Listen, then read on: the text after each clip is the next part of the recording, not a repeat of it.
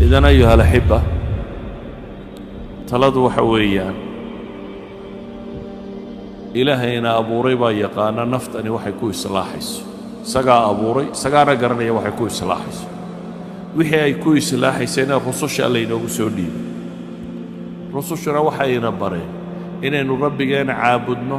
qof bini aadam oo qumman oo toosan noqonno si aynu natiijada wanaagsan aakhiro u heli karno adduunkanna waxaa laynoo sheegay inuu imtixaan yahay wixii laynagu itixaamo inaynu ama ku sabirno ama ku mahadnaqno haddii caafimaad lagu siiyo inaad mahadnaqdid haddaad xanuunsatidna inaad sabirtid hadday noloshu sidaa noqoto way fududaanaysaa dhadhan iyo macaanna way yeelanaysaa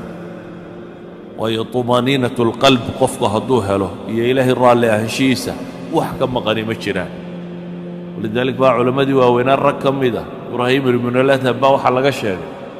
waxaa la yidhi jeex roodhiyo qallalan ayuu webiga furaad darsaday roodhi qallalan hadda qiyaas ayuu webiga darsaday markaasuu goostay nimcadaannu hayna hadday boqortooyadu ogtay buu yidhi waynugula diriri lahayd ninkaasi roodhi engegan buu adduunka sitaa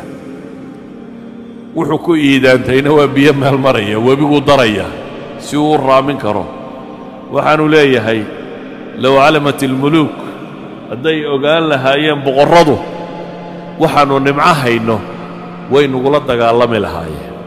waayo ninkani طumaaniinatu اlqalbi buu hayay ilaahay buu rumeeyey caabuday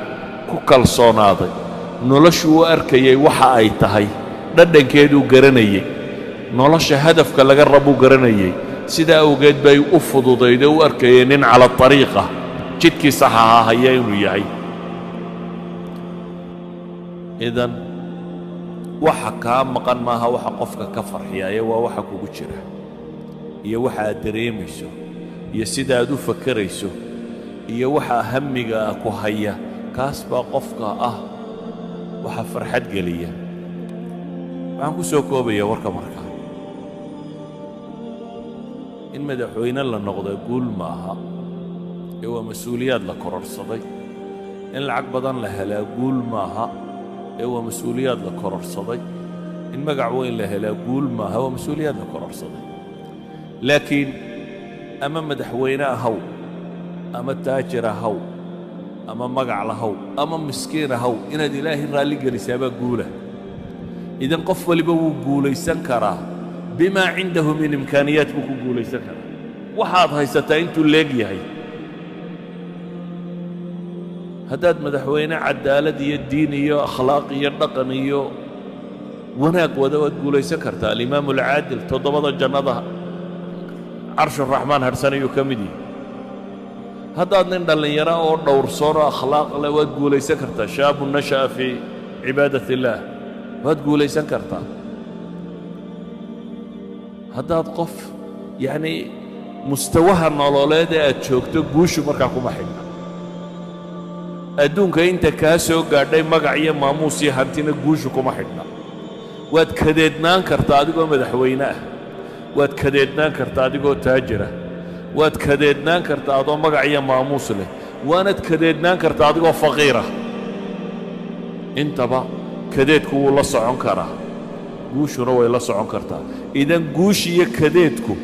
ama guush iyo guuldarradu kuma xidhna waxa gacantaada ku jira iyo magac iyo maamuuska aad leedahay inta uu leegya kuma xidhna kaa kuma xidhna waxa uu ku xidhan yahay inta aad rabbigaa xidhiidh la leedahay inta aad nolosha macnaheeda fahmayso inta aad garanaysa maxaad u nooshahay qof hadduu maanta dhaqaaqo socdaal galo meel uu socdaana aanay jirin se uu yidhaahdo mar qudha nasan maayo ow daalo daalo daalo muxuu kororhsado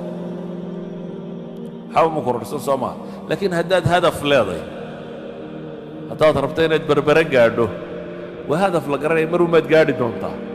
waa hadaf muxadada nolosha haddaad hadaf dhaba ka yeelan weydo